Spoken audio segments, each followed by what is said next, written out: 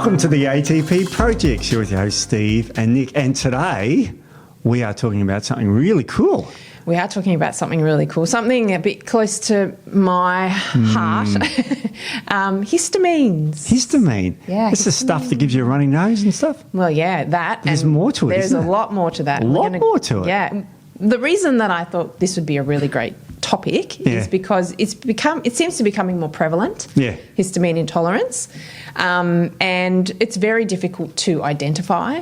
And because there's so many systems that it can affect, so it does a lot more than just give you runny nose and itchy eyes. So, which we're going to go into all of that. All of it. Yeah. So now, it was funny because before we were starting this, we exchanged notes and we do our own research and all that sort of thing. And Nick said, "Oh, can you print this thing off? It's just a little summary." And I went, "Okay." She goes, you might have to print it in a larger... Can you just expand the print a little bit? And I mean, I know, look, for those who aren't watching, but this looks like a freaking essay of War and Peace. Yeah. For those who are watching, they can see this chart. That's a summary of what histamine does. And it's like for those who are listening... Of the symptoms. Yeah, summary of the symptoms. And it's like, I'm on here 20,000 times. It's like everything. I know. But the crazy thing about it is it affects so many systems. And you mentioned intolerance, which is very interesting. Yeah. Because people think histamine is something, and it is, a chemical that we produce in the body. It's part of our immune reaction, allergic reaction you may have heard of. But we also eat it.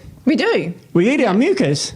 No, we don't. We eat our mucus, did you say? Yeah, mucus, because histamine's associated with mucus. Yes. But it's incredible. It's found in all sorts of foods. Yeah. And not just, we're not going to say histamine's only found in McDonald's foods. It's found in healthy foods. It's found in a lot of healthy foods, yeah. So when we'll talk about a lot of the different foods that it's found in, because it's some of it can be surprising. Super surprising. Yeah. And also now, as we've said, and I've asked you this just before the podcast, that you suffer intolerances to histamine, so this is very close to your heart. Yeah, I have had histamine issues. I think I spoke about previously. After I got COVID last year, I had significant histamine issues, which I've never had before. Yeah. And we'll talk about how viruses can cause issues. Oh, yeah. But then I look back and I think I've always had issues. I would talk about migraines and things, but I used to get migraines all through when I was a child and different things. And when you kind of hit on something, you go, oh, wow, it just all sort of falls into place. Yeah.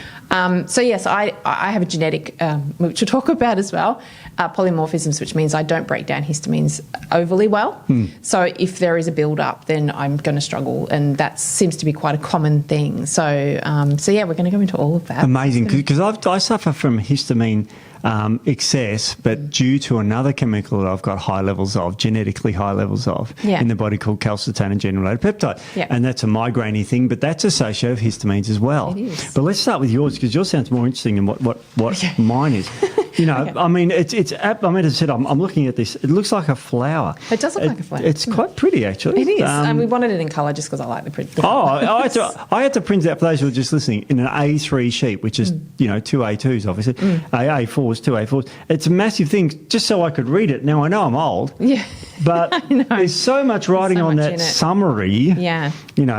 But what... So let's just start with the start. What is histamine for those who are thinking? What is histamine? Okay, so histamine is a chemical that we produce in our body, as you said, and we can also take it in endogenously, so externally. But it has a lot of very important functions in the body. So when we talk about histamines, and I said, histamines are bad, and we don't want histamines. We do. We just want them in, like everything in the body, in the right amount. So not too much and not too little. So we produce them, and like you said, they are part of the immune system, so an inflammatory response. So when we have our immune system is activated, it does send out these histamines. So they're housed in mast cells. So I don't know if anyone's heard of mast cell activation syndrome, which is very closely connected to histamine issues, but it's the next level. It's a lot more severe. So then when we have the immune response, the mast cells then degranulate.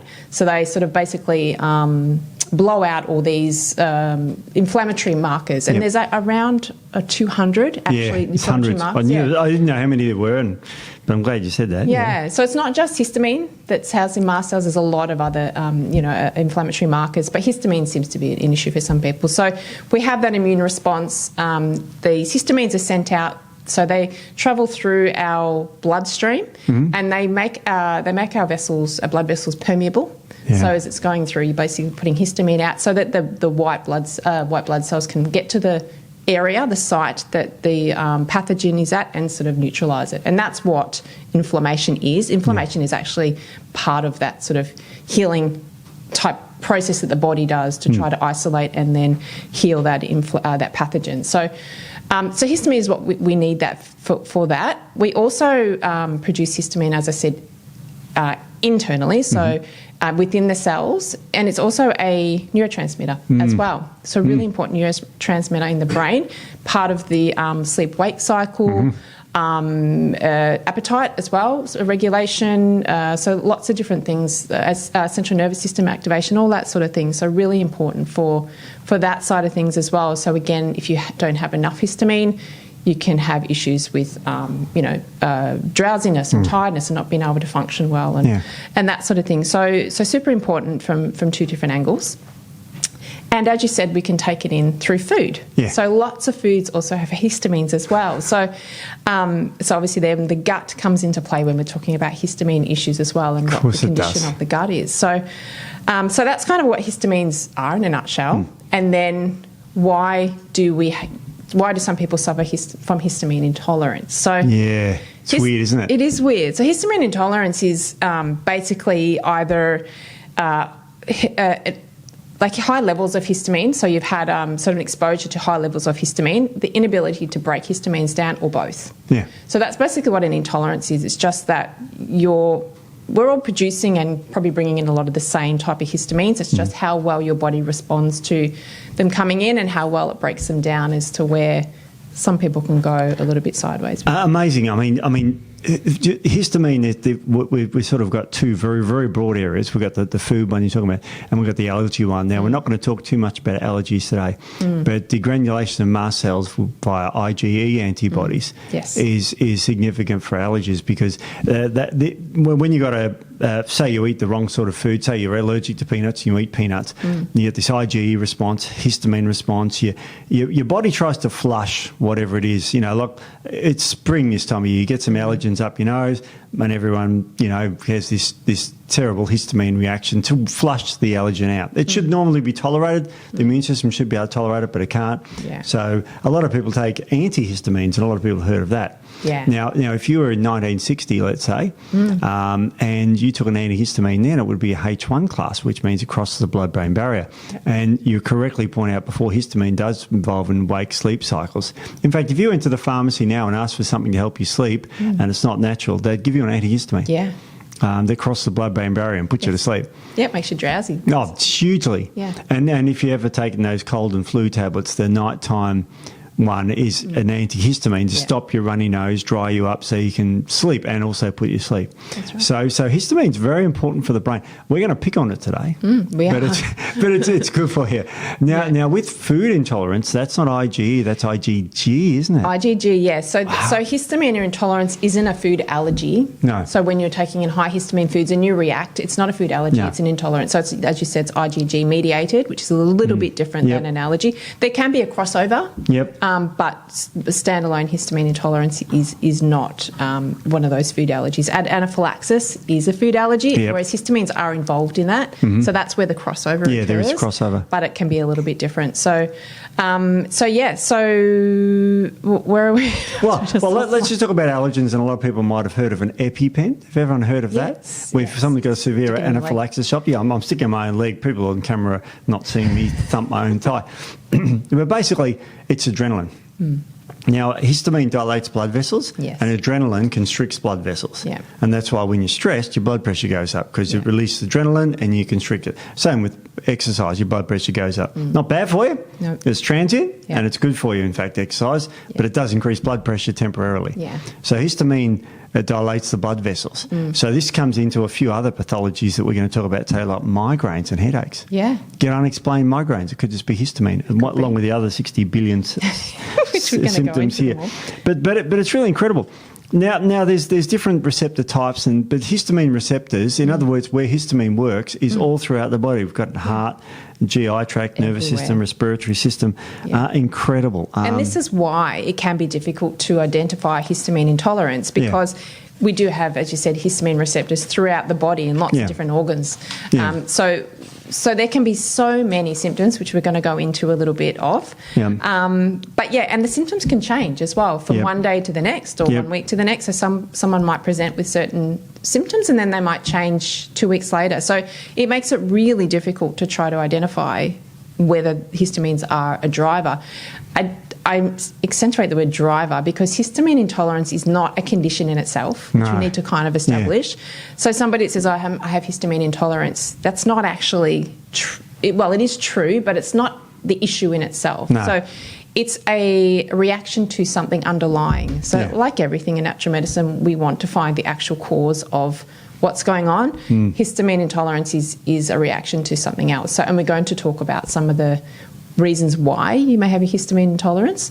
So I just want to establish that. We're not saying this is a condition in itself. We want to find out why you have histamine issues. So there are 4 receptors, H1 to H4, and they are housed all throughout our body, in our gut, in our brain, in our heart, in our kidneys, liver, everywhere. So skin. So that just goes to show how many different sort of symptoms you can have in all those, if they're sort of, activated in every one of those receptors. You're going to get lots of different symptoms. Okay, now speaking of symptoms, you want to list a few of the symptoms, which are very vague and very difficult because it's kind of like could be millions of things. But let's give people what sort of symptoms can you, if you're thinking, when I eat cured meats or tuna, which are extraordinarily high in histamine. These are normal foods. Healthy foods, like as you said, well, not the cured meat so much maybe, but some bacon. Cured meats.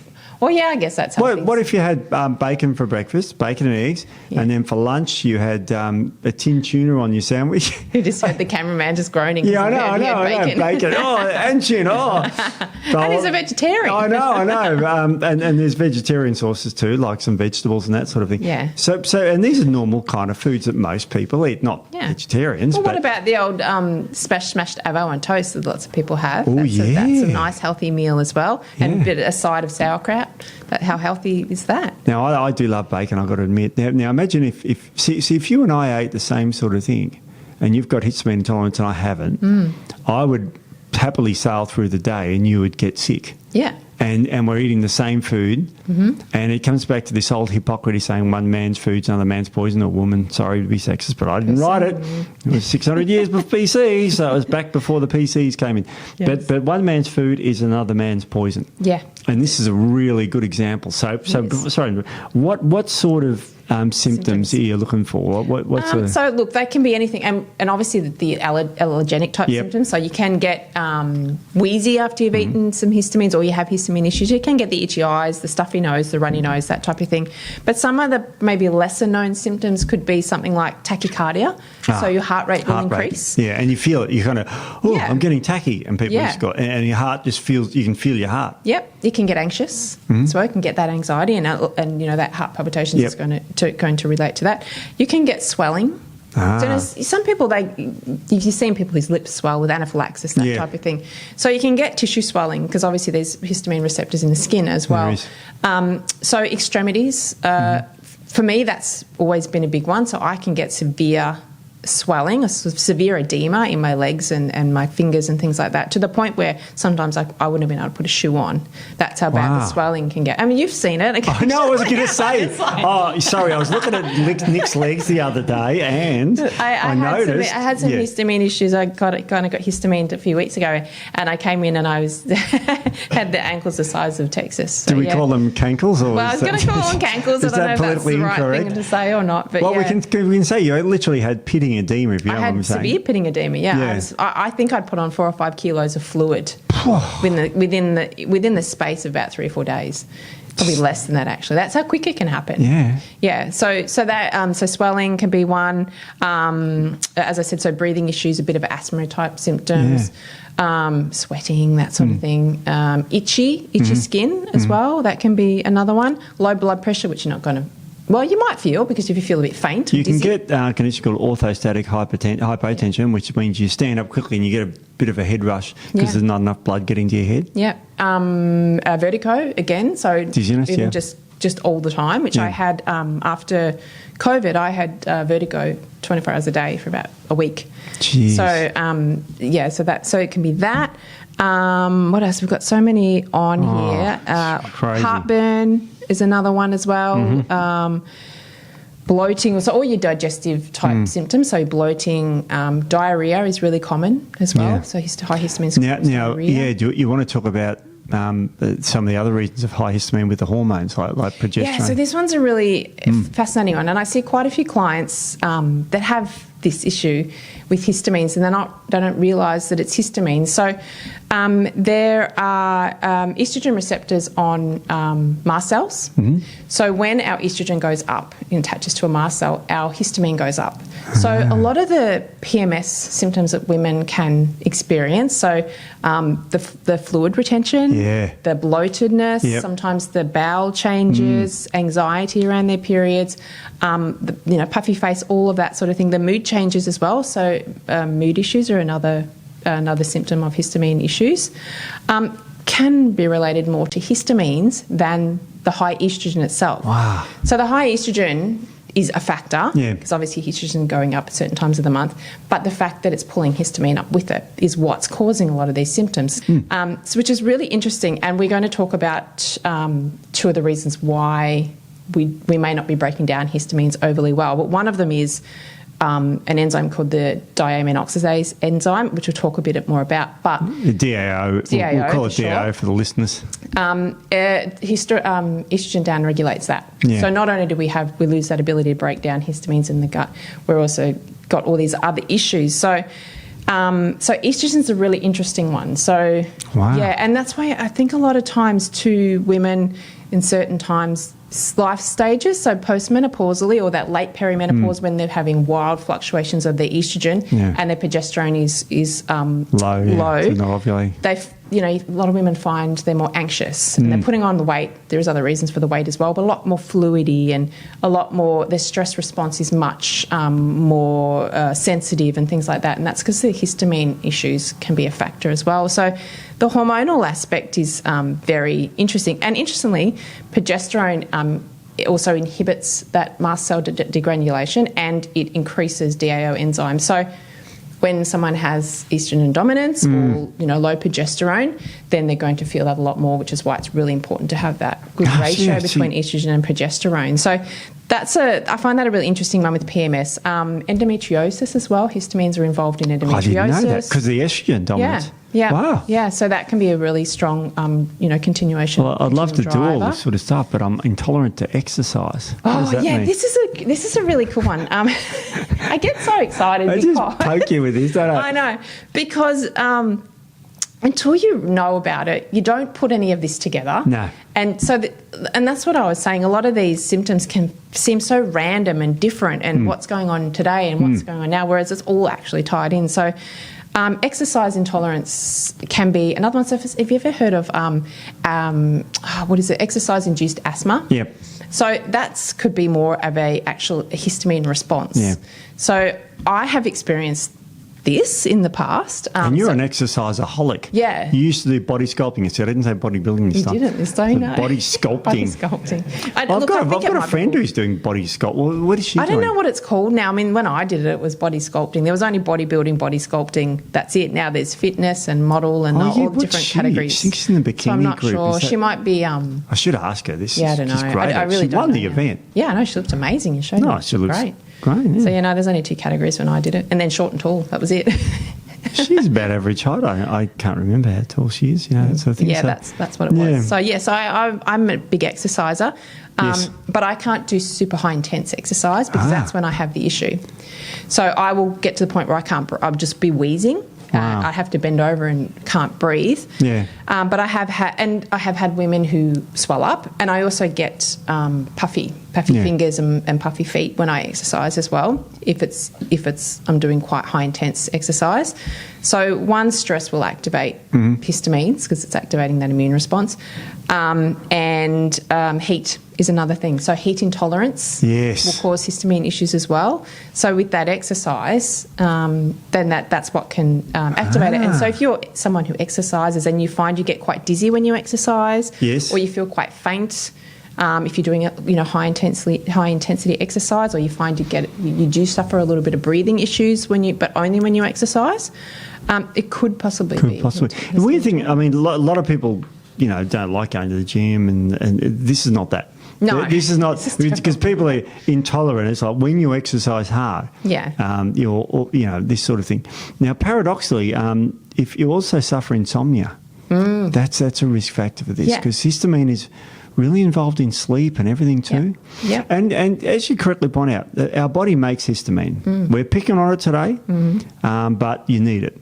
You do need it. It's made from histidine, yes, which is an essential amino acid. Definitely. That has all sorts of benefits. Well, of course, it's essential. It doesn't get higher on the food essential rankings. Amino acid, yeah. It's not a kind of if you need it essential. It's the essential amino acid. It is, yeah. So it's very interesting. But also people who suffer a lot of, like my mother does actually, travel sickness. Yeah, this is an interesting one. Yeah. So travel sickness or motion sickness can be histamine related as well. So it activates that receptor in the brain that's responsible for your, what do they call it? The vomitus. That one, yeah. So it makes you feel nauseous. Yeah. So that can be an indication too. Some people that get travel sickness. Nosebleeds is another random one. People might not think. Vasodilation. Yeah, I suffer that, and we will talk about mould and its connection as well. But when I go into a mouldy house, if I'm there for more than 10 hours and staying the night, I'll get nosebleeds. Amazing. I mean, so we've got these things, these very vague symptoms, and there's no real blood test for this, is there? It's difficult. Yeah. You can measure whole blood histamine. Yeah. It's not overly accurate. It's a little bit harder to, you can measure your eosinophils and things like that to have a look at those levels, but it is a little bit harder. So we'll talk about ways that we can maybe try and identify a histamine issue. Yeah, we'll get to the solution thing. All these symptoms, you mentioned DA, yes, diamino oxidase. Now, remember there's monoamine oxidase and diamino oxidase. That's just the structure of the amino acids and which enzyme breaks them down. People are probably familiar with MAO inhibitors. Yes. So you inhibit the breakdown of the monoamines because they help with the brain. Yeah. But diamines are broken down too, like histidine. Yeah. And so if that's problematic and histamine, you haven't got enough DAO, you just get a build-up of histamine. Yeah. So what regulates that? So DAO is what they call extracellular enzyme. So it's outside the cells, and it helps to, mop up histamine outside the cells. And it's also like a lot housed in the epithelial cells in the gut. So foods, as we said before, foods that are coming in, it helps to deactivate that histamine, break it down and get rid of it so you don't get a reaction to it. There's so many things that can impact DAO enzyme production. One of them would be a polymorphism. So now polymorphism, we better explain what that is. Yeah, so polymorphism it's a genetic irregularity, I guess you could say. So anyone that has that gene SNP for DAO means that their body is not able to produce DAO as well as other people, so they may have lower levels. And we've all got these weird polymorphism things, you know. We've all got multiples of them, and it just depends. So you could just be born with this, and that means you'll always have a predisposition to that. Yeah. It's like a gene that's sort of switched on in the different area. Yeah. Because sometimes high histamine can be good for you. But you don't want too much of it too much of the time. No, that's right. So it's a bit of a weird one. Yeah. What about drugs? Any drugs can affect it? Yeah, so this is an interesting one. So it's just a lot of drugs that can impact the DAO production.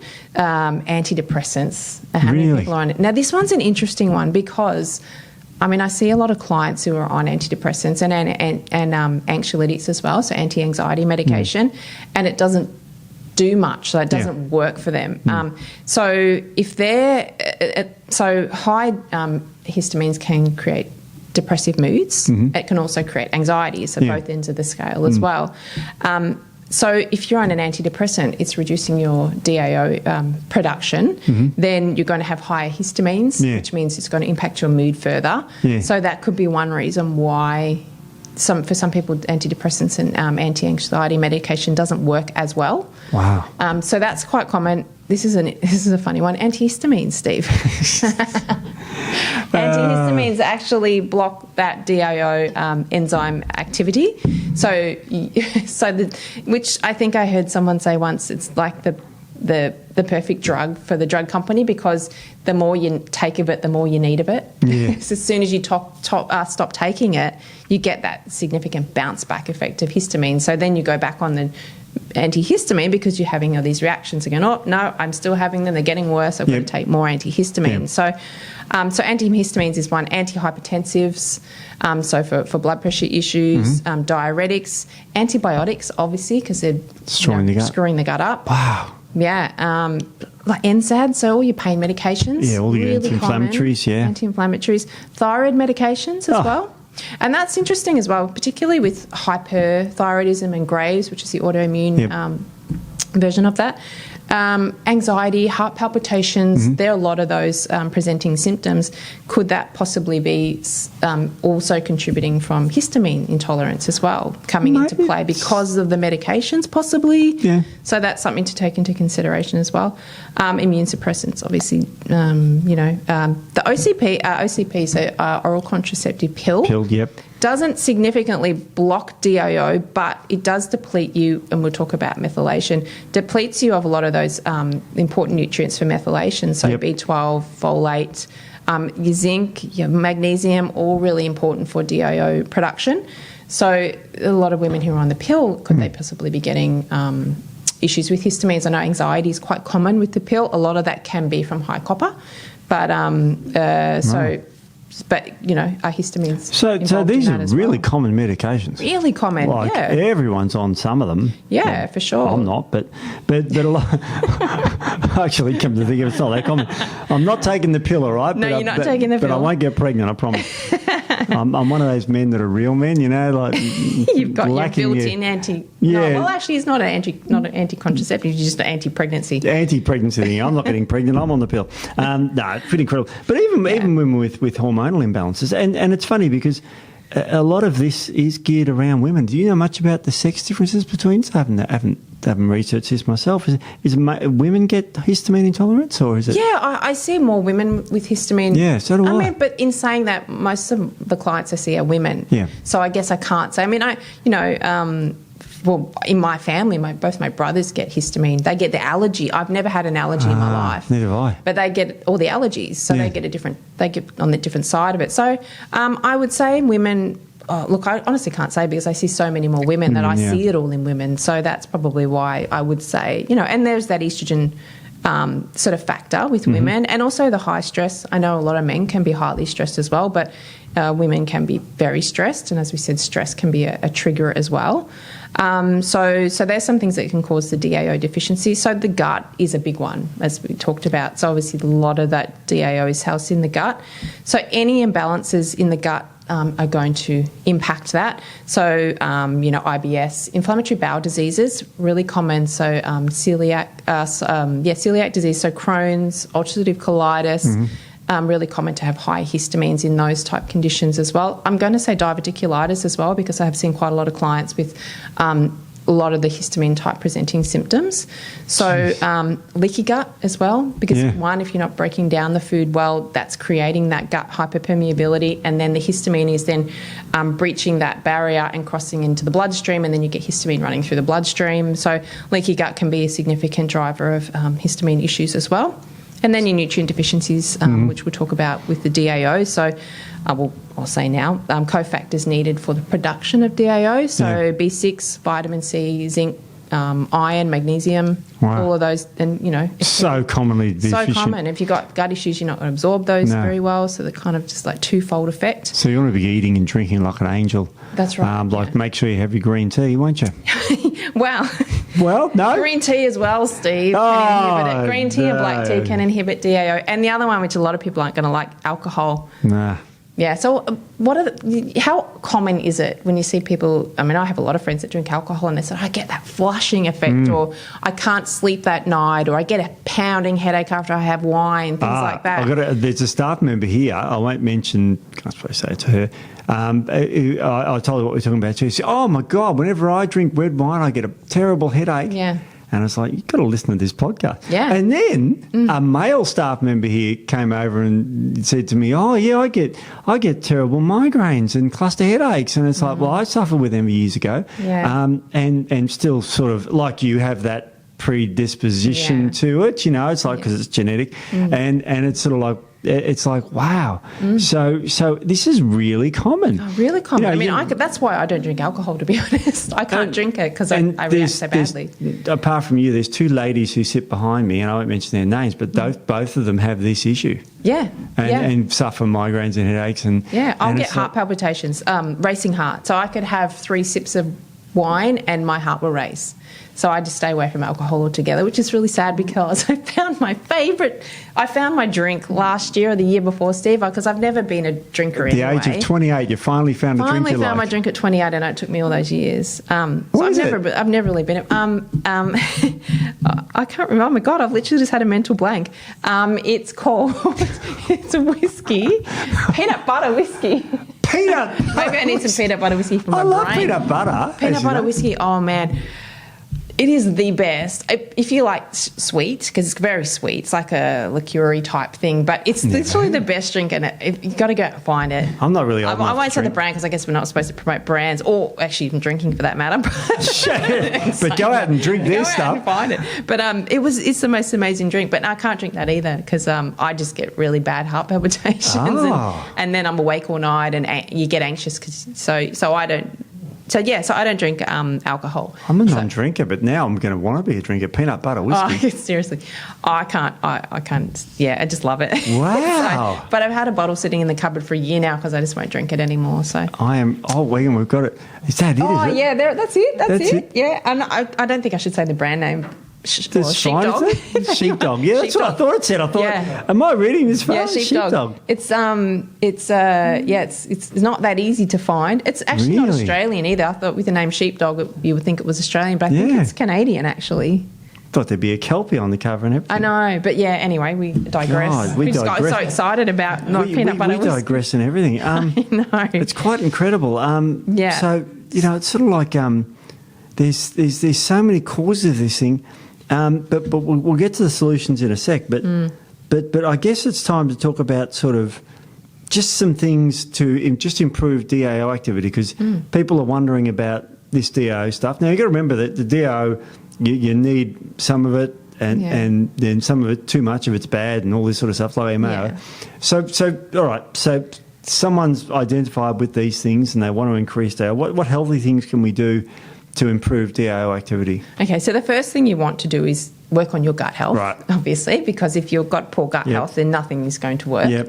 So that'd be the first thing that I would recommend. Another thing is obviously make sure you've got those cofactors on board and in good levels to help with the production of DAO, so your B6, your vitamin C, iron, those types of things.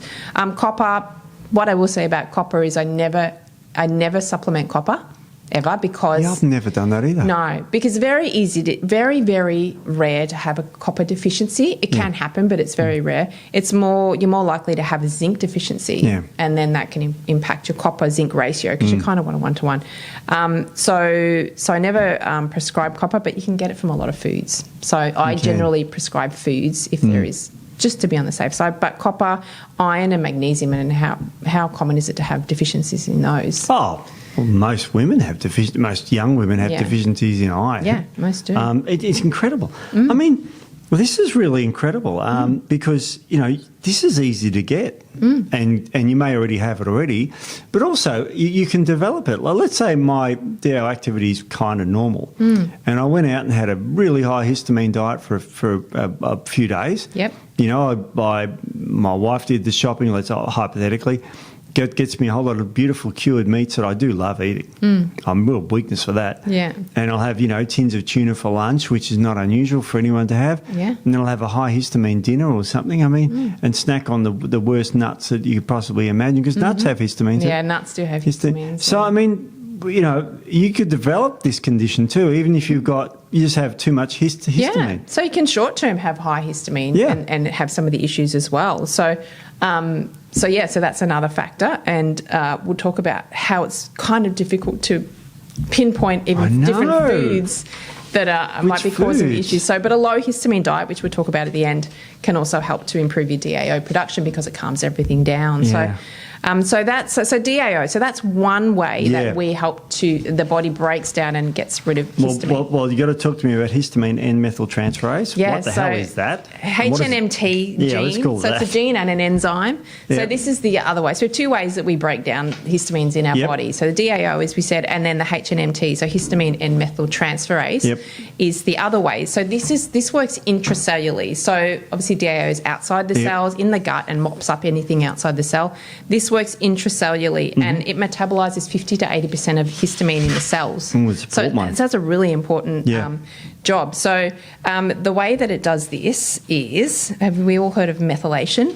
We've heard of, I think we've done lots of podcasts on methylation, so if you haven't, go listen to our old podcast on methylation. Yeah, so basically what this does is it is involved in, the methylation is involved in this process, and it helps to break down the histamines. So HNMT is very important, as we said, and you want to have good amounts of it. But if you have a genetic polymorphism, so this is where I have the HNMT, I have the SNP, so I have an issue. You tested it, did you? Yeah, so I've tested it. Yeah, so I struggle to break it down intracellularly and extracellularly. So, oh my God. So I got like a double whammy of it. So yeah. That's why when I feed you foods and snacks, I always be careful about it. I know. So Steve's the best in the office. He brings in all the snacks for everybody, and used to bring in, when the girls used to be here, chocolate and things like that. Brownies. Chocolate brownies and things for the girls. Oh, yeah. And then he'd walk in with crackers and, tuna at the time, which I don't eat now, but crackers and tuna and apples for me, because I can't eat all the Today chocolate. it was just nuts and apple. Yeah, because chocolate's another high histamine, but which we'll talk about, all the fun stuff. So histamine methyltransferase.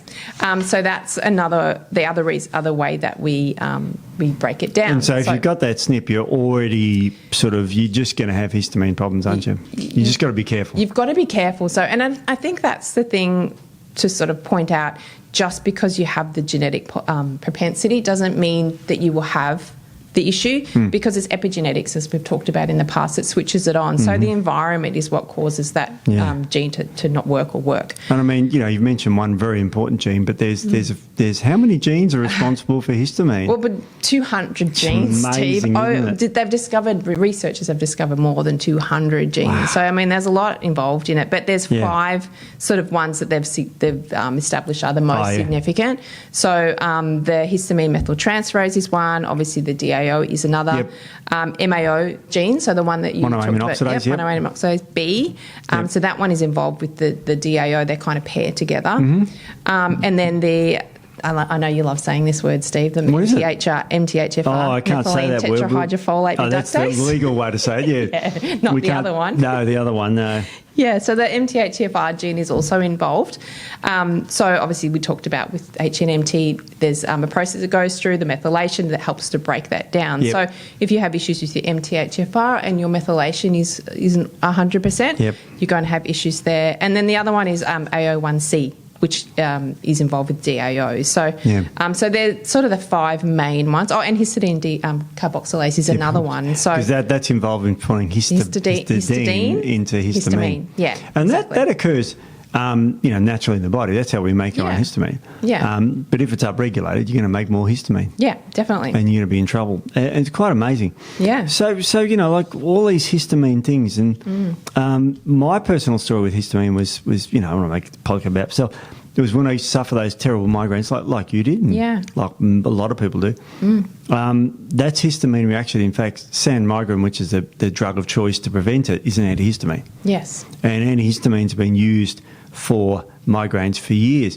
Nowadays, they're starting to use calcitonin gene-related peptide monoclonal antibodies, which bind up calcitonin gene-related peptide, which then that chemical goes on to trigger histamine. So it's going up the food chain a bit. Yeah, definitely. So it's very interesting. You're right. The histamine in the brain causes vasodilation. Yep. So you get that terrible, terrible pain in your head. Yeah. And they give you triptans, which squash the blood vessels. Because serotonin squashes the blood vessels, and these are serotonergic drugs. Yeah. So they'll relieve a migraine if you've got a classic migraine. Yeah. So breakthrough in medicine, about turn of the century, those things started to be invented. But now we've got the new calcitonin gene-loaded peptide antibodies, but they're all around histamine. So none of those drugs address the cause. None of them do. It's not like you haven't got a migraine due to a tryptophan deficiency. No, that's right. They can be used acutely, and I'm for acute medicine. Oh, look, if anyone's ever suffered migraines, they will know that you will do anything to get rid of a migraine. As I said, there's a guy in England who drilled a hole in his own head. Look, I can understand it too. People might think, oh, that's very extreme, but I can understand that when you have it. I mean, I used to get migraines so severe that I'd be 2 days locked in a dark room and I would be vomiting continually, that type of thing. I had them really bad. So, there would have been times when I was a kid when, like, if I could just drill a hole in my head to get this pain out, to get the pressure out, you do it. So they can be horrendous for some people. People... I've had people snigger when I said I've had a migraine, and it's like, it's just a bad headache. Yeah. No. It's definitely not just a bad headache. I've had migraines and headaches. Headaches I ignore. Yeah, headaches but you can't ignore. No. And it's funny, I was camping on the weekend with a mate of mine, and he's in his 70s now, no, 70s, I think 70s, 60s, something like that. And he said he used to get migraines, and he used to drink Coke and alcohol and lock himself in a bedroom with a cold towel over his head for vasoconstriction and tie it up. Really? And the light, he was so photosensitive that he'd shut the door and he'd put towels, his wife put towels on, just that crack of light. Yeah. And I remember the photosensitivity of that. Yeah, I used to get that. It's horrendous. It's like we're sitting here under fairly bright lights. If you had a migraine, you'd be, I would have been, with the photosensitivity, you'd be absolutely burning in the head by now. Well, that's why I would be locked in a dark room. Noise as well. Any sort of noise is amplified 100 times.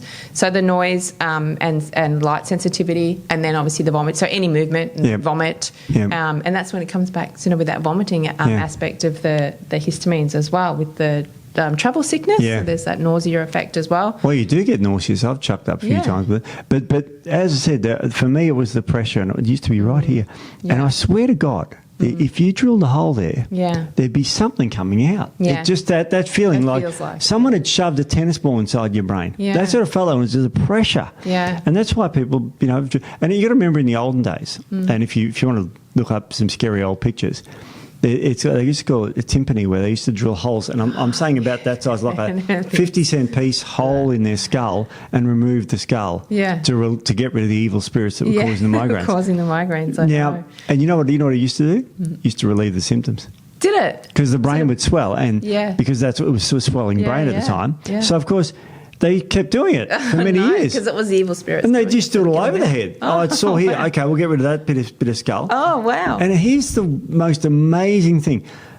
They actually survived the procedures, and they know this because they've found skulls with these holes in it that have started to grow back. Really? So, they've survived for years with a large portion of their skull missing. Because you remember how bad the migraines were. Imagine if you were a prehistoric caveman, and you just say, of course, drill a hole in my head. Yeah. Well, yeah. You didn't know any better. Probably didn't have power drills, but they might have the hand ones. No, they used to get a sharpened stone and cut the skull away with it. Oh, did they? Oh, yeah. And did they survive the bacterial infection from that? I guess some of them did. They would. Wow. Most didn't. Some didn't. Wow. But you remember, like that famous Linton surgery that was done a few years ago where 3 people died. Oh, I know. You told me about this the other day. I couldn't believe that. He did, look, in a more positive note, he did break the record for the fastest leg amputation. That's true. All 3 of them died, but aside from that. The person who lopped the leg off died. Yeah. So that's not shocking. Tell them, let's explain the whole thing, because it's just of course, bizarre. it was done on a stage. Yeah. Because that's how you did medicine in the old days. Yeah.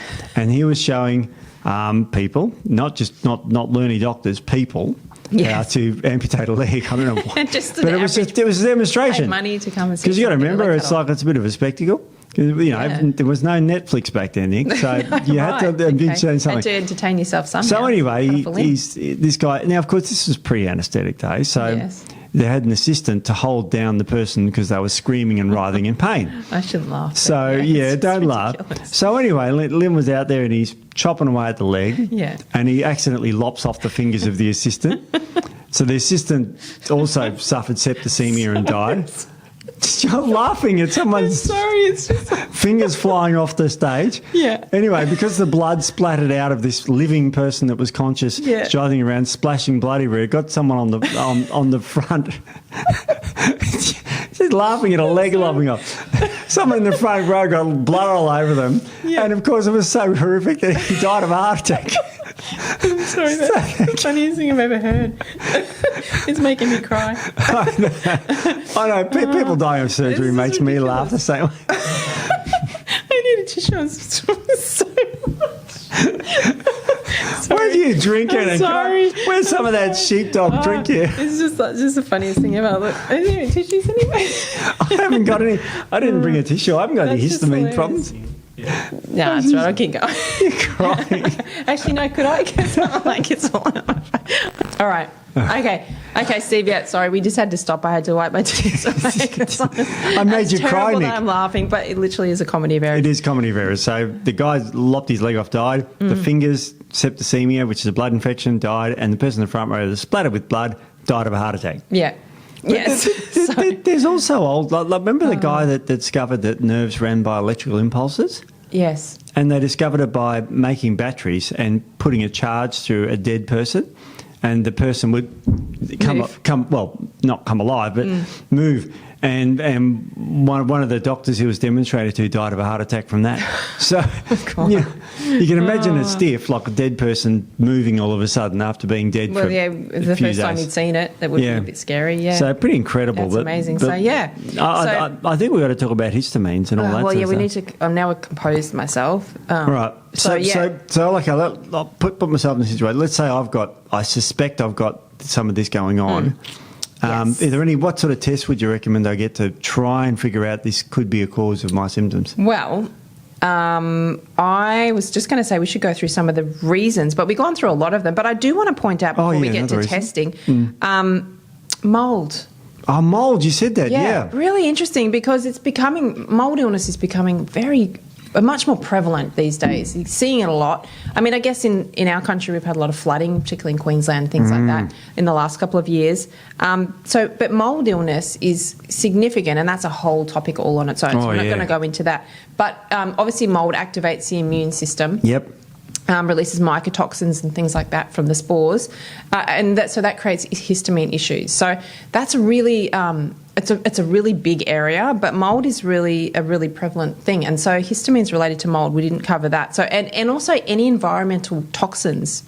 On that note, sick building syndrome, again, a really common thing as well. So when you have water damaged buildings, it's not just creating mycotoxins, so spores. It also creates like a kind of ecosystem within that area, the water damaged area. So also bacteria, viruses, and all that sort of thing. So that can all start to come out, and we're breathing this stuff in. So environmental is quite significant. And the other one that's really interesting, probably a little bit less so, but becoming more common, is EMFs.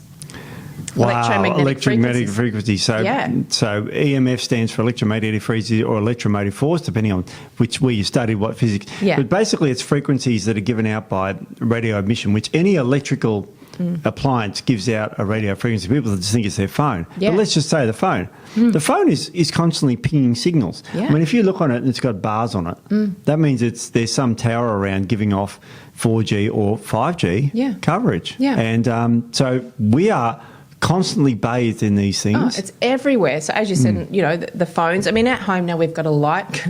After we did the sleep one, I went and got circadian lighting, but they're all run by an app, Bluetooth.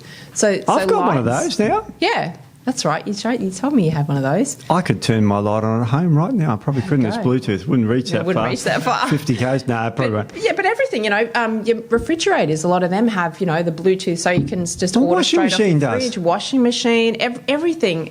We sleep maybe plugged in with our phones plugged in beside our bed, or we have our office behind our bedroom wall, where maybe your cable, your internet box is, things like that. So EMFs really can be quite significant because again they activate that stress response. The immune system is activated. It's interesting. I saw a documentary years ago. This is way before I was a naturopath, and it was an American documentary, and it was people who were allergic to the modern world, so allergic to anything EMF. So they were all going out into the middle of the desert and having no electrical devices, no electricity, nothing around them. And this was before Bluetooth, even back then. Yeah. And I was just watching going, how could you be allergic to this stuff? But to the point where, and then I think back, and I think some of the symptoms they were presenting with were histamine type. I think they're probably more mast cell activation syndrome, which is another very, very severe sort of offshoot of histamines. But so EMFs, something that you wouldn't maybe think about, a lot of people can be quite sensitive to, and that's activating that stress response. So that can be another reason. We talked about gut dysbiosis. Some of the bacteria in our gut produce their own histamines as well. So you're going to say Klebsiella, aren't you? I'm going to say Klebsiella. Yeah, bastard of a thing. It's terrible for that. Like Klebsiella is a commensal. It's an opportunistic bacteria actually. So in high amounts, you can have a lot of histamine being produced by your own gut bacteria, let alone anything that you're taking to your constantly diet. Making it. Yeah, Clostridium and some Enterobacter strains, E. coli as well. Ugh. So all the things in your usual own gut. factors, Citrobacter, all the nasties. All the nasties. So they can produce that as well. Poor methylation, as we said as well. Poor sleep, because that impacts your stress response. Yep. And then that, obviously, anything that impacts your stress response activates your immune response, which activates mast cell degranulation. So, and then pet dander, polluted air. So there's so many things. High sugar you've got. High sugar is interesting. Yeah. Sorry to cut you off, Steve, but That's this is all right. interesting because they find in type 2 diabetics have very, very high histamine load. Wow, okay. And in type 1 diabetics, very, very low. Very low. Yeah. So there you go. It comes back to all this balance. It's just, I find it really cool, really fascinating. Absolutely incredible. And another cool thing I learnt that's people with anorexia nervosa. Yeah. They have very, very high levels of histamine. So when your histamine levels are very high, sometimes it shuts down your appetite. And I have that if I get very high histamines, I don't want to eat anything. So that could feed into that not wanting to eat. And we better explain it. Anorexia just means without appetite. Yeah. Anorexia nervosa is a condition where you have body dysmorphia and all that. There's a few things, a few eating disorders. Bulimia is when you overeat and then vomit. Yeah. And there's purge eating disorders and all these sort of other disorders. Yeah. But anorexia is the lack of appetite due to the high histamines. Yeah. And when you're sick and you've got high histamine because you're sick. Yeah. You don't feel like eating. No, definitely not. I mean, I remember when I had COVID. I mean, and a lot of the symptoms I had with COVID were histamine activation. So I was sick, I was dizzy, poor muscle tone and weakness. That can be another one. Obviously, couldn't breathe properly. All of those sorts of things. So really fascinating. So there's a lot of causes of histamine intolerance, and that's where it comes back to. It's really difficult to just have someone come to you and say, okay, it must be histamines because, like we said in the beginning, they may react to one thing one day and not the other. Food, so we haven't talked about the diet, but you could eat, say, avocado, which is very high histamine. I think you've got some I've got a paper there, here, which is really interesting, actually. Which is great, but I mean, you've got to remember that avocado is a healthy food. It's really healthy, and someone might eat. I used to eat avocado every day, so someone might eat avocado every day, and they might have, like you said, a tin of tuna and some crackers for lunch with the side of sauerkraut. I found a really better paper that recommends high and low. I mean, you're right about that, but also red wine, sparkling wine, white wine, vegetables, tomato, sauerkraut, spinach. I mean, spinach, eggplant, pumpkin, mushrooms, all those. Any tin foods. Yep, tuna, salmon, mackerel, herring, swordfish, sardines. Mm-hmm. No, I just bought the wife a whole heap of sardines. Of course, cheeses, of course. Or anything aged, because it's creating that bacterial... Sausages aged, isn't it? Sausages, any smoked Parmesan. Fish or meats as well. God, this is everything. Or cheeses, or your cultured dairy as well, so shrimp, yogurts, oysters, buttermilk, clams. we're just throwing them out everywhere. Miso. There's a lot. nuts. There's cashew nuts, almonds, pistachios, walnuts, all the nuts I bought you in today. Pretty much all of them. I bought. I thought macadamias. Yeah, they are. Macadamias are lower. Okay. Yeah. There's a lot of different foods, and that's what you see sometimes. Someone might react to a food for a while and then not, or sometimes their tolerance might be okay if they haven't had any of those foods for a while, and they have them and they feel terrible. But then you can't say, oh, it was because I ate this, because you might have eaten an avocado 4 days ago and had a reaction 4 days later. It's so difficult. So it's really difficult to sort of pinpoint any type of food that you might be reacting to. So I'll tell you what, there's the list is very long. I know. I've got the low list now, and it's less than the high list. Yeah, there's still a lot, but there's a lot that you can't. Well, not that you can't have, but there's a lot that you may react to, and everybody's different.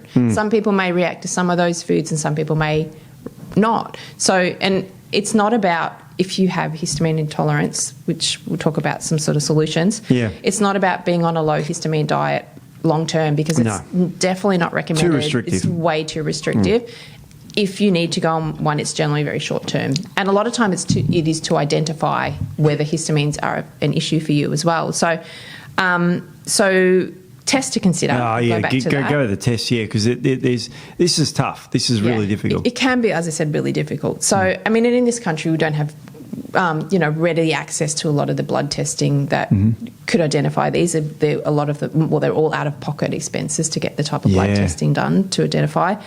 So one of the ways is a low histamine diet. Yeah. Short term, usually I say 2 to 4 weeks for a client, and if they feel better, some of their symptoms are reduced, then that can be an indication.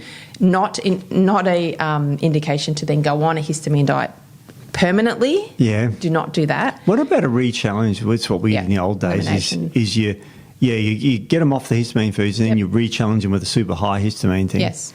Yep. And make sure it's a healthy histamine thing, like the tunas and the aged meats and nuts and those sort of things. So, cashew nut. Oh, geez, there's cashew nuts. They're my favourite. I love cashew nuts. You said you love them, and I'm going, well, eat some. And that's right. I know. I'll just stare at them now. You just going to torment me for the rest of the day, Steve. You can eat some of those nuts. Not many. Not many. Can't eat almonds. No. I really screwed you over today, didn't I? It's probably, like any other nut mix, there'd be one macadamia in it. Well, it's kind of like I know macadamia, so I got you some of those ones. So I knew they were low. They were great, those macadamias. Yeah, you like really those. Nice. But so testing. So low histamine diet can be a way. Symptom. I always tell clients to keep a symptom diary. Yeah. Because it's interesting, because you may not be able to identify anything if you're just eating it, but if you're writing it down and you look back and go, oh, there's a pattern to what I've eaten and the symptoms I'm experiencing, and you can kind of work it out from there too. So symptom diary can be a good way as well. Organic acid testing can be good, not specifically for histamines, but you can look for mold.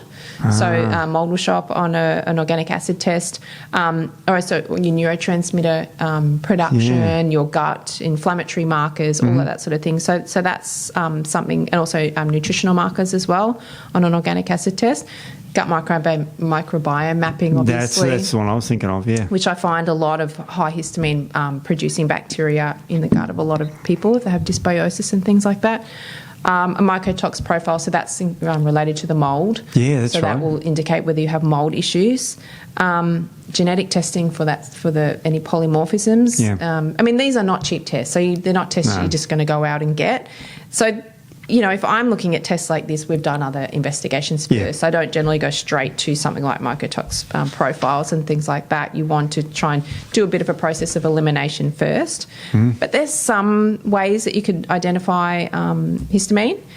All right, so I've got it. I think I've got it. What do I do about it? All right, so what do you do about it? The sort of take-home message. So, the take-home message is treat the underlying cause. Yeah. So treat the histamine intolerance, treat the symptoms, address the symptoms, but treat the cause, because if you don't treat the cause, you're never going to get better, and you're going to be continually on a low histamine diet and taking all these supplements. So you want to identify the cause. So you want to support your immune system and your nervous system as well. So a lot of people have a lot of stress, that type of thing. You want to make sure that they're supporting their nervous system. Obviously, cofactors for those enzymes, we want those in there as well. So, as I said, your B6, your vitamin C, magnesiums, your your nutrients involved in methylation as well. Yep. So, B12, folates, because as we said, if you're not methylating well, that's going to be a factor as well. So, supporting those detox pathways, liver support, obviously, glutathione is another one that's a really good one as well for detoxification. And then for symptomatic relief, you can add in some herbs and nutrients that can be really helpful to inhibit that mast cell degranulation. So quercetin is really good for that. That's a good. That's good for everything, isn't it? So good, so good. We sound like broken records for that one, don't we? I know, and during COVID, quercetin was everything, and the reason being because it did inhibit that mast cell degranulation, is what happens when you have a virus. Yeah. So quercetin is really good. I use that a lot. I find I get good results with quercetin for symptomatic relief. Helps to get everything calmed down. And then your herbs for liver detox, so St Mary's thistle is really good, curcumin, broccoli sprout for that detox pathways as well, your methylation nutrients as well, B12, folates, glycine can be really good for detoxification for people who are very sensitive. Right. And I will say people who have histamine issues can be very sensitive. Yeah. So can react to everything, can react to supplements. I'm one of those people. I can react to supplements. So sometimes you've got to start very low with a lot of people, particularly if their detox pathways are quite clogged up. But glycine's a really nice, gentle way to help detox, and it's really good for the nervous system as well, good for sleep. So that's a really good one to add in there. And then you've got your herbs, so nettle, really, really good for histamine. Nigella seed, I love Nigella. I know. So many good things about Nigella. More coming out about that down the track, isn't there will be, yes, definitely. We've got some plans for that. Baker skullcap, very good for that allergenic type picture. Gotu kola, that's a really good for mast cell inhibition. And vitamin D as well. Vitamin D. Really good as well. So, all right. So there's some things that you can... So gut we won't mention, but there's some things you can do for the gut, can't you? Like weird probiotics. So you can do probiotics. And I think we've mentioned in other podcasts about probiotics. You've got to be careful with probiotics. Yeah. And I think we had a comment we didn't address in one of the YouTube things. Someone said probiotics are all bad. They had a bad reaction. So, yes, you do have to be very careful with probiotics. Depending on what's going on in your gut, they can make you feel worse. So, and histamine intolerance is one of those, because obviously probiotics are a bacteria. Yeah. So if you're feeding bacteria that is a histamine producer, or putting in a bacteria itself in some of the probiotics that actually are histamine producing strains, you're going to make yourself a lot worse. And you'll know it. Yeah. Because your symptoms will get a lot worse. So, but there are some specific probiotics that can help to degrade histamine. So a lot of your bifidobacteria strains, so they're quite good. It's pretty safe, those ones too. They're so good. They're anti-inflammatory. They're great for the immune system. They do everything. Lactobacillus rhamnosus GG specifically is very good. GG, a lot of the lactobacillus strains can be a little bit problematic. Yeah. But the rhamnosus GG strain stabilises mast cells, so it's a really good one. And then Lactobacillus plantarum may help to break down your histamines as well. So there's some good ones. So be very careful with your probiotics. Yep. Don't just go out and grab something off the shelf. No. Prebiotics obviously can help with and polyphenols, of course, because they're really good for anything for the gut. Good for everything. And this is something I've put in just to be wary of. And I didn't know this, so let us know. And a lot of this is from personal experience. Oh, okay. Some supplements can make histamine intolerance much worse. A big one, hydrochloric acid supplementation. So betaine hydrochloride, I give that to a lot of clients to help with acid production in the gut. So that can make histamines much worse. Really? I found that out the hard way. Oh, okay. B12 in some people, which can be a problem because obviously, like I said, most people with histamine intolerance have methylation issues. Obviously, B12 is very important in that whole process as well. Very. If you can't take B12, you can get quite sensitive to B12. So that's where sometimes I go more upstream, and things like creatine, which we talked about in the creatine podcast, to help with more of an upstream impact. Any forms of B12, like methylcobalamin? Or? Yeah, so I don't give cyanocobalamin, so I don't know if people are going to react to that. But the methyl and the methylated forms, I find people can be quite sensitive to them. Right. Some digestive enzymes, because a lot of them are spore-based. Yeah, so the of course spore can create issues. And in some people, magnesium citrate. So the citrate is sort of fermented, so that can cause issues as well. So in some people you're fine. So, but there are just a few things to be wary of. And some people in general, if you're one of these people that react to every type of supplement that you take, it could well be that you're having issues with your detox pathways, and if you're having a lot of histamine issues as well. So microdosing can be really important in these people. So, I mean, I've had clients that to open up a capsule and tip a little bit out and close the capsule back up. So they might be having a tenth of a capsule.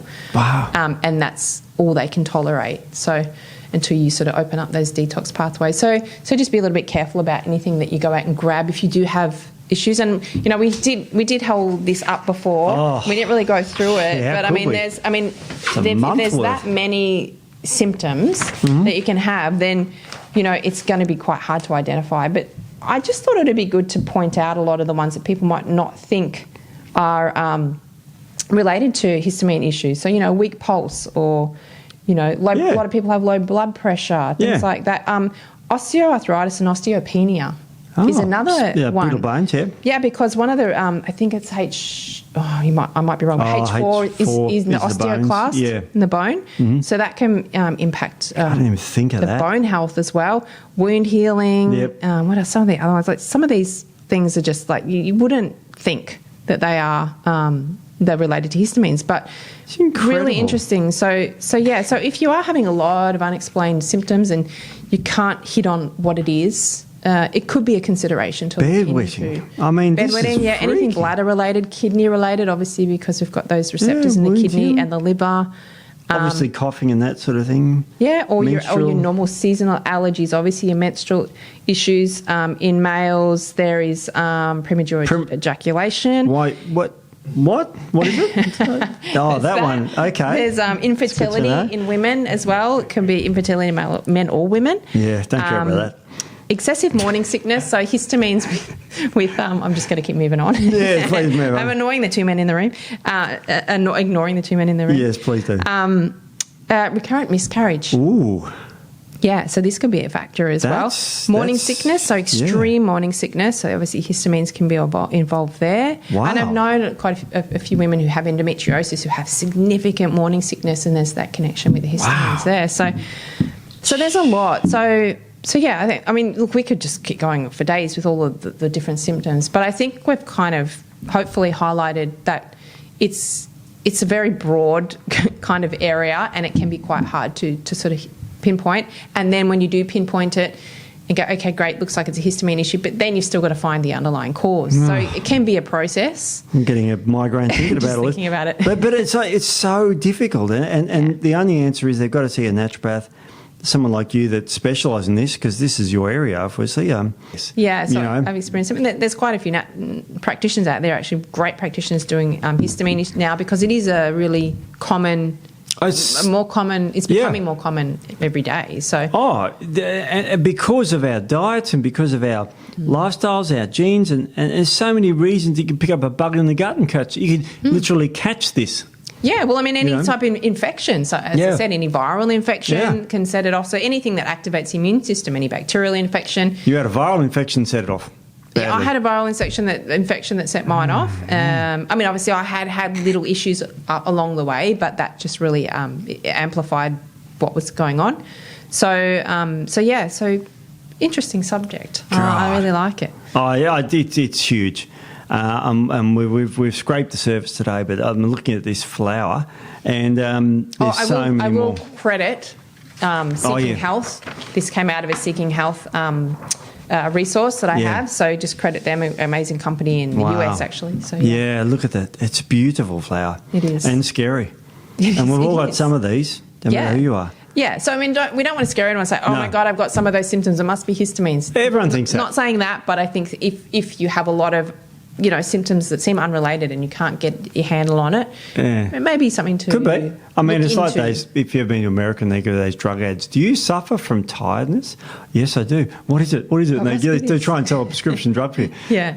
But This is real, and this is scary because everyone can have it. But this is huge, Nic, and you've really championed this. So thanks for bringing light to it. Oh no, like I said, it's a very fascinating subject. I love it. So all right, well that's better. We've got time for it, so we better leave you all till next week, and it should be fun next week. I think we're doing adaptogens next week. I think we might be. What a weird word. We're going to find it. We're going to find out what they are. Yeah, what's an adaptogen? What the hell is that? Anyway, to adapt to something. But anyway, all right, well, we'll see you all next week. Yeah, bye guys. See ya.